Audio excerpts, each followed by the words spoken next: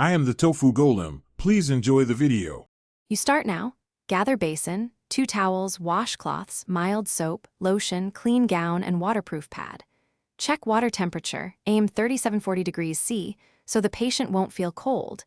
Explain each step to gain cooperation and consent. Once explained, uncover only the area you'll wash first and keep the rest covered with a towel or blanket to maintain warmth and dignity. Make sure bed breaks are on and you have easy access to call bell. This prevents falls and keeps you efficient. You'll proceed systematically. Wash the face and eyes first with plain water, no soap, and use a fresh corner of the cloth for each eye to avoid cross-contamination. Once done, place a bath blanket over the chest, expose just the area you're washing, and work from clean to dirty. Torso, arms, hands, then perineal area last.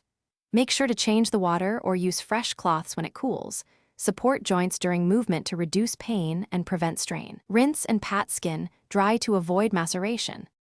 You complete the bath by applying lotion to dry areas, dressing the patient in a clean gown, and repositioning for comfort with pillows and pressure relief. Once done, remove soiled linens into a laundry bag, wash your hands, and document the procedure, skin findings, and how the patient tolerated it. If the patient shivers, increase room temp, provide warmed blankets, and recheck vitals.